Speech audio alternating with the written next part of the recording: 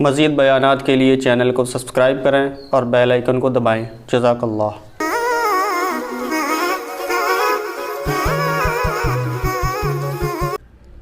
اسلام modernism کے خلاف نہیں ہے، یاد رکھو، یہ بہت بڑی ایک مصیبت ہمارے معاشرے میں کھڑی ہو۔ ہم سمجھتے ہیں کہ اگر ہم دین پر چلے تو ہم بہت زیادہ پیچھے ہو جائیں گے۔ بچی کو آپ اگر ایسے اسکول میں پڑھا دیں جہاں ذرا تہذیب سکھائی جاتی ہے، ذرا پردے کا ماحول ہے، تو کیا ترقی میں پیچھے، اس کا یعنی پردہ کر کے ترقی سے کیا تعلق ہے اس کا بھائی؟ وہ خود بھی محفوظ ہو جائے گی، اور جو لڑکے ہیں جو اس کو دیکھ کے ہوس کی نگاہوں سے دیکھتے ہیں ان کی نگاہیں بھی کیا ہو جائیں گی؟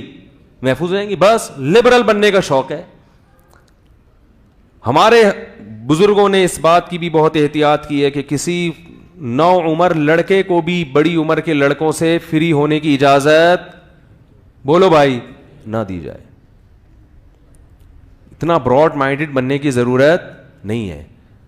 میں دیکھتا ہوں یہاں بعض لوگ اپنے بچوں کو لے کر آتے ہیں، وہ چھوڑ دیتے ہیں، بچہ کبھی ادھر جا کے چمٹ رہا ہے، کبھی اس کی گود میں جا کے بیٹھ رہے ہیں، ان کو فکر ہی نہیں ہوتی۔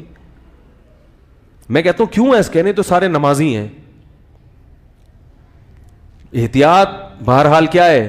کیا اس زمانے میں بچوں کے ساتھ برائیاں نہیں ہوتی؟ کیا آپ اتنے نیک بن گئے ہو کہ آپ بالکل آنکھیں بند کر کے بیٹھ گئے ہو، دنیا میں کچھ ہو ہی نہیں رہا، سب صحیح ہو رہا ہے؟ ہم نے اپنے بڑے علماء کو، بزرگوں کو دیکھا ہے کہ اپنے بچوں کو بڑوں کے ساتھ کھیلنے نہیں دیتے تھے۔ قرآن نے کہا ہے کہ بستر الگ کر دو، حدیث میں آتا ہے کہ بستر کیا کر دو؟ الگ کر دو۔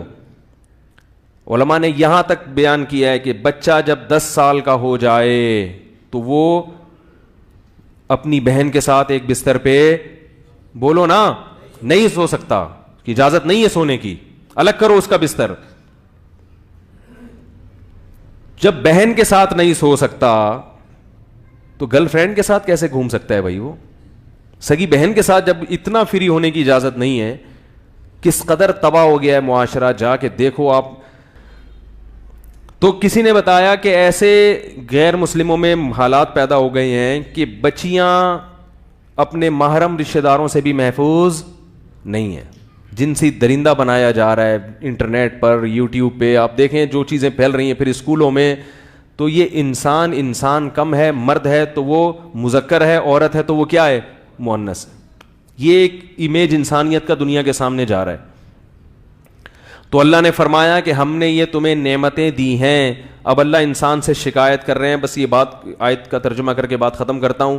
فَلَقْتَحَمَ الْعَقَبَةَ، فرمایا یہ دشوار گزار گھاٹیوں میں میرے کہنے سے داخل نہیں ہو رہا۔ میں نے اس کو یہ کہا تھا اس گھاٹی سے گزر جاؤ، بس اس گھاٹی سے کیا کرو؟ گزر جاؤ، اس پہاڑ پہ چڑھ جاؤ، ایک مشکل پہاڑ ہے، میں نے اتنی نعمتیں دی تو اس گھاٹی سے ایک دفعہ گزر جاؤ بس، تو میں راضی ہو جاؤں گا۔ وہ گھاٹی ہے کیا؟ فرمایا فکو رقبہ، انسانیت کی خدمت بھی اور اپنے رب کے حقوق بھی۔ انسانیت کی خدمت کیا ہے؟ فکو رقبہ، غلاموں کو غلامی سے آزاد کرانا۔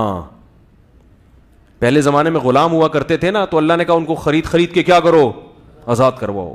یہ انسانیت کی خدمت ہے کہ انسان کا غلام بنا ہوا ہے تو اسے انسانوں کی غلامی سے نکال کے کس کی غلامی میں لے کر آؤ؟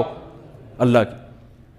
آج بھی میں جب کسی ملازم پیشہ آدمی کو دیکھتا ہوں نا اور اس میں صلاحیت ہوتی ہے تو اسے کہتا ہوں تو بزنس کر لے بھائی، تو کیا کر لے؟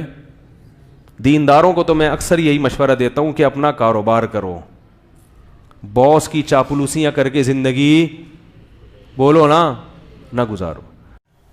مفتی طارق مسعود صاحب کے شارٹ کلپ بیانات کے لیے ہمارا چینل سبسکرائب کریں اور بیل آئیکن کو دبائیں۔ جزاک اللہ۔